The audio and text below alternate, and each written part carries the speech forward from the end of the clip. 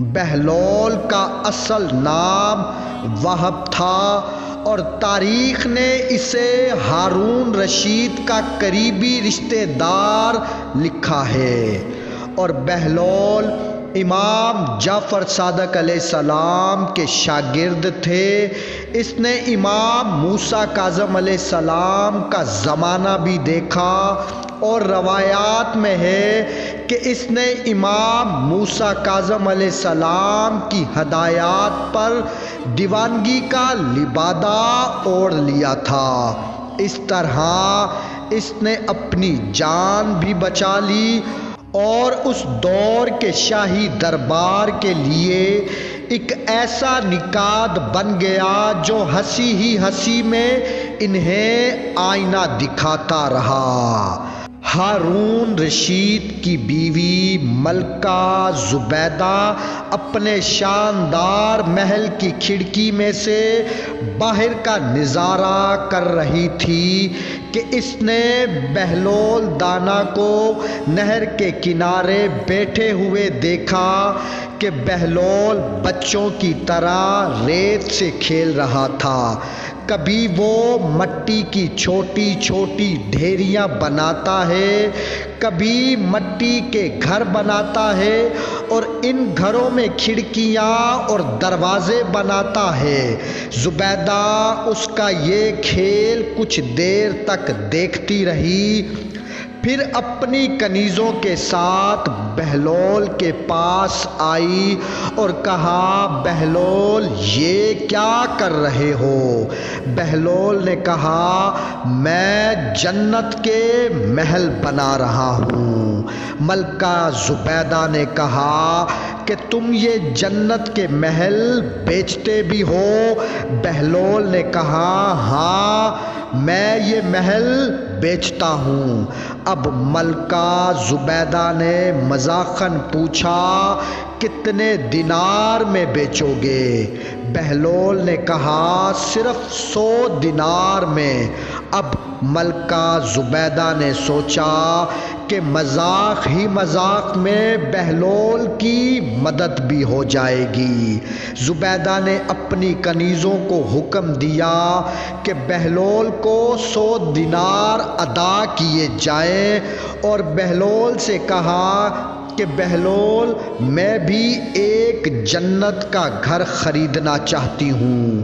بہلول نے کہا، کون سا گھر خریدنا چاہتی ہو؟ اب زبیدہ نے یوں ہی مٹی کی ایک ڈھیری کی طرف اشارہ کیا کہ مجھے وہ جنت کا گھر چاہیے۔ اب بہلول نے 100 دینار لے لیے اور بولا، تم نے قیمت ادا کر دی ہے، ٹھہرو میں اس کی رسید تمہارے نام لکھ دیتا ہوں۔ اب زبیدہ ہنسی اور کہا، میں اس وقت جلدی میں ہوں، تم اس کی رسید کل محل میں لے کر آنا۔ زبیدہ اتنا کہہ کر اپنے محل چلی گئی اور بہلول بھی مٹی کے ڈھیریاں ڈھا کر وہاں سے چلا گیا۔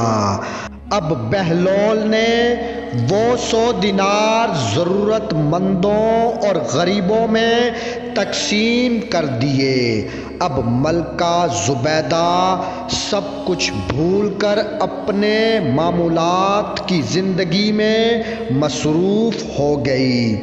جب رات کو آنکھ لگی تو اس نے دیکھا کہ ایک ایسے خوشنما باغ میں ہے جس کا تصور بھی کرنا محال ہے۔ زبیدہ حیران نظروں سے اسے دیکھتی رہ گئی۔ اس نے آہستہ آہستہ اپنے قدم اٹھائے۔ اس کے چاروں طرف عظیم الشان محل بنے ہوئے تھے۔ چمن میں بہتی ہوئی نہروں کا پانی جو شفاف موتیوں جیسا تھا، کلیاں چٹک رہی تھی، پھول کھل رہے تھے۔ اتنی خوبصورتی، اتنا حسین منظر دیکھ کر زبیدہ حیران ہو رہی تھی۔ اب کچھ غلام اور کنیزیں قریب آئیں، کرسی بیٹھنے کے لیے پیش کی۔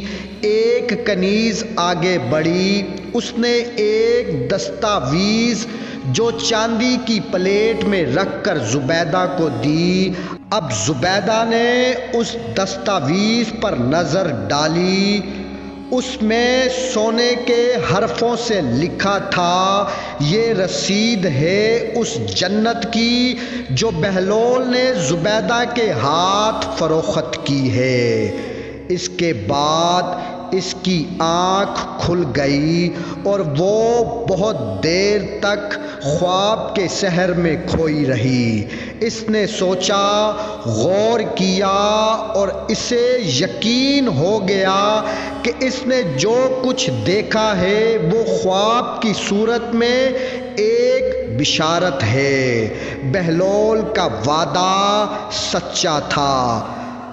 اب زبیدہ نے ہارون رشید کو جگایا اور بولی، ذل الہی، آج میں نے بہلول سے 100 دینار سے جنت خریدی ہے۔ میرا خیال تھا وہ ایک مذاق تھا۔ اب زبیدہ نے پورا واقعہ ہارون رشید کو سنایا، پر ہارون نے یقین نہ کیا اور وہ کروٹ بدل کر سو گیا۔ لیکن زبیدہ کی آنکھوں سے نیند غائب تھی۔ اب صبح ہوئی، وہ پھر ہارون کو سارا واقعہ سنانے لگی اور قسمیں کھا کھا کر اپنا خواب سنایا اور ہارون کو یقین دلایا کہ اس کا خواب سچا ہے اور بہلول سے خریدی ہوئی جنت حقیقت ہے۔ اب ہارون نے بہلول کو اپنے محل میں بلایا۔ اب بہلول اپنے لکڑی کے گھوڑے پر شہنشاہوں کی شان سے آیا اور ہارون سے کہا، تجھ جیسے بادشاہ کو مجھ جیسے فقیر کی ضرورت کیوں آن پڑی؟ اب ہارون نے مذاق اڑا کر کہا، سنا ہے تو نے جنت بیچنے کا کاروبار شروع کر دیا ہے اور سنا ہے تو نے ملکہ کو بھی جنت بیچی ہے۔ بہلول نے سر ہلایا اور کہا، ہاں۔ ہارون نے کہا، کتنے دینار میں؟ بہلول نے کہا، 100 دینار میں۔ اب ہارون نے کہا، میں بھی تجھے 100 دینار سے زیادہ دیتا ہوں، ایک جنت میرے ہاتھ بھی فروخت کرو۔ اب بہلول نے کہکا لگایا اور کہا، تیری ملکہ نے تو اندیکھے سودا کیا تھا، تو نے تو اس سے سب کچھ سن لیا ہے، اب اس کی قیمت ادا کرنا تیرے بس میں نہیں۔ اور یہ کہہ کر بہلول وہاں سے چلا گیا۔ اللہ تعالی ہم سب کو محمد و آل محمد کی فضیلت سمجھنے اور ان کو سچے دل سے ماننے کی توفیق عطا فرمائے۔ اللہم صلی علی محمد و آل محمد۔ من كنت مولا فهذا